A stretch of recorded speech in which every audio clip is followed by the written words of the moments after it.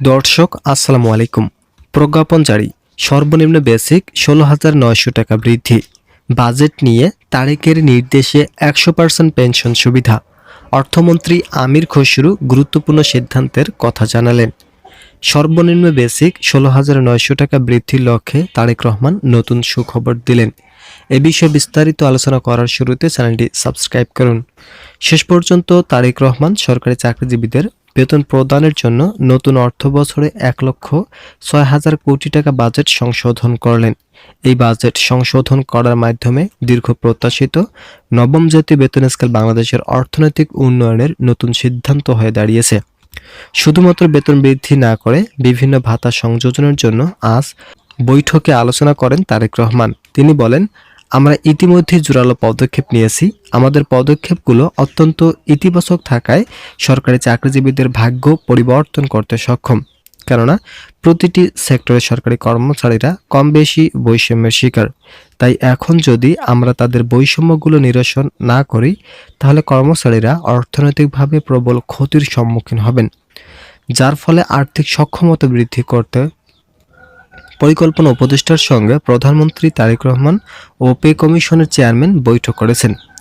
এই বৈঠকে বেতন বৃদ্ধির আলোচ্য বিষয়গুলো যথাযথভাবে তুলে ধরা হয়েছে। এছাড়াও গ্রেড ভিত্তিক নতুন যে তালিকা প্রস্তুত করেছেন তারেক রহমান, তা অত্যন্ত যুক্তিসম্মত ও বাস্তবধর্মী। পে কমিশন বলেন, আমরা স্বতঃস্ফূর্তভাবে বেতন বৃদ্ধির কাজগুলো বাস্তবায়ন করেছি। ইতিমধ্যেই আমাদের কার্যক্রম প্রায় শেষ ভাগে পৌঁছেছে। এখন শুধুমাত্র গেজেট প্রকাশ করা হলে সরকারি চাকরিজীবীরা তাদের প্রাপ্য সুযোগ সুবিধা ভোগ করবেন। আগামী বাজেটের আগ মুহূর্ত পর্যন্ত আংশিক আকারে সকল সুযোগ সুবিধা বাস্তবায়নের নতুন যে সিদ্ধান্ত নিয়েছেন তা গেজেট আকারে প্রকাশ করা হবে। আপনারা অবশ্যই চ্যানেলটি সাবস্ক্রাইব করে ভিডিওটি কন্টিনিউ করুন।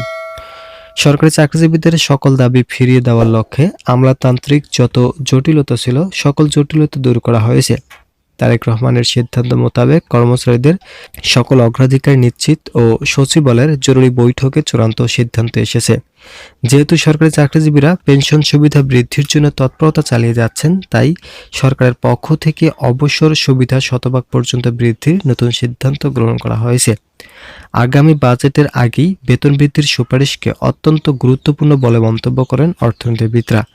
কেননা সরকারি কর্মচারীদের প্রত্যেকটি দাবি যৌক্তিক হওয়ায় সরকারি মহল অত্যন্ত গুরুত্বপূর্ণ ইতিবাচক সিদ্ধান্ত বলে বিবেচিত হয়েছে। অর্থ মন্ত্রণালয় থেকে জানানো হয়েছে, এবারের নতুন সিদ্ধান্ত অবশ্যই 15তম গ্রেড নির্ধারণ থাকবে। একই সঙ্গে যত বৈষম্য ছিল সকল বৈষম্য দূর করা হবে।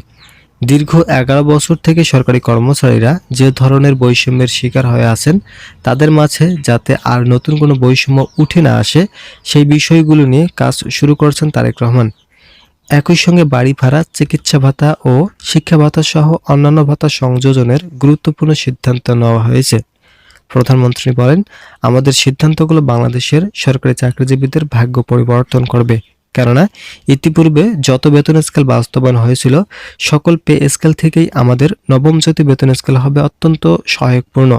ইতিমধ্যে অন্তর্বর্তীকালীন সরকারের সকল সিদ্ধান্ত বাতিল করে সরাসরি নতুন বেতন স্কেল বাস্তবায়নের সুপারিশ ঘোষণা করেছেন সংশ্লিষ্ট ব্যক্তিবর্গ। আপনারা অবশ্যই চ্যানেলটি সাবস্ক্রাইব করুন।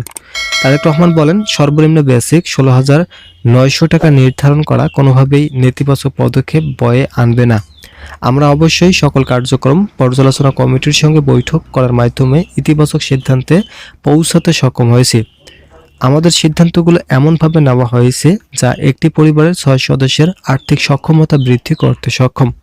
কেননা কর্মচারীরা অত্যন্ত বৈষম্যের শিকার থাকায় তাদের মাঝে তৈরি হয়েছে ব্যাপক উত্তেজনাকর পরিস্থিতি, যার ফলে সকল ধরনের সমস্যা দূরীকরণের মাধ্যমে নবম জাতীয় বেতন স্কেল বাস্তবায়নের নতুন সুপারিশ করছেন সংশ্লিষ্ট ব্যক্তিবর্গ।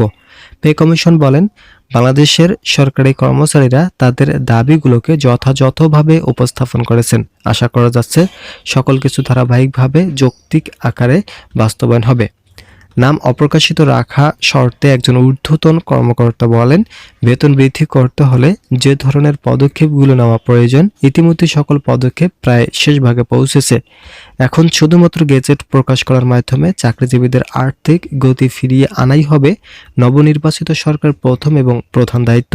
আশা করা যাচ্ছে নতুন অর্থবছর বাজেট সংস্থান নবম জাতীয় বেতন স্কেল দিয়েই শুরু হবে। ভিডিওটি শেষ করার পূর্বে আপনারা অবশ্যই চ্যানেলটি সাবস্ক্রাইব করে আমাদের সঙ্গেই থাকুন।